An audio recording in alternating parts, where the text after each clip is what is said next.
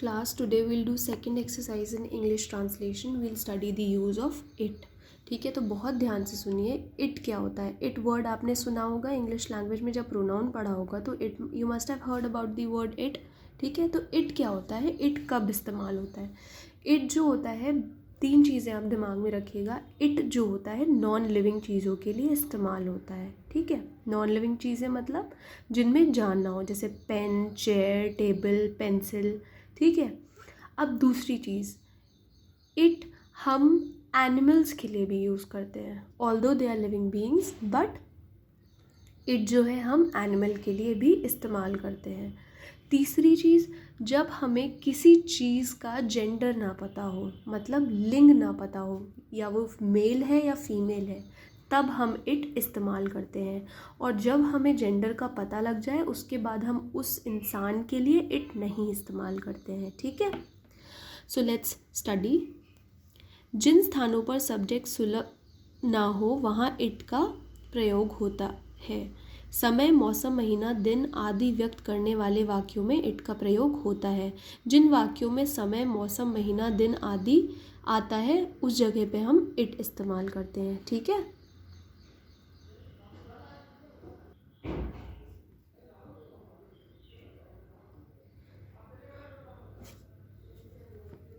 कल बहुत गर्मी थी.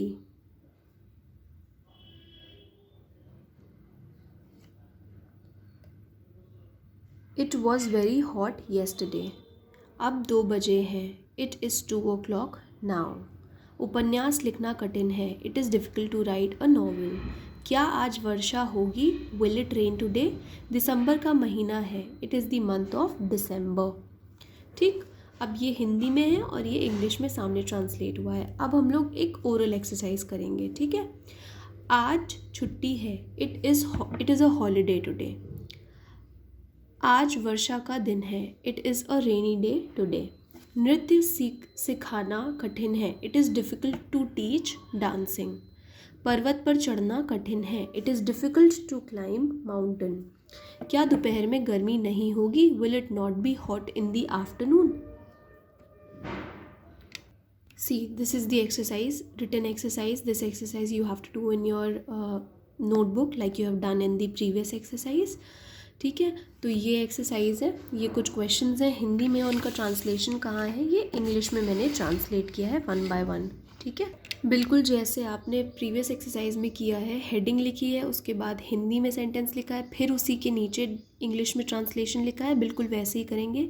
आप ये नहीं करेंगे कि 10 सेंटेंस हिंदी में कॉपी किए फिर 10 उसके इंग्लिश में लिखे. नहीं, ऐसे नहीं. आप पहले हिंदी में फिर इंग्लिश में लिखेंगे. ठीक है, पक्षियों को मारना पाप है. It is a sin to kill birds. आज रविवार नहीं है. It is not Sunday today. कल बहुत ठंडी थी. It was very cold yesterday. बाहर अंधेरा है. It is dark outside. क्या जाने का समय हो गया? Is it time to go outside? I am sorry class, क्या जाने का समय हो गया? Is it time to go? Question mark.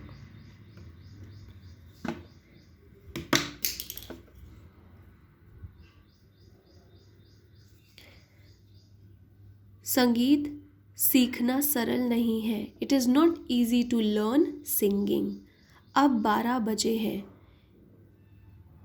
It is 12 o'clock now.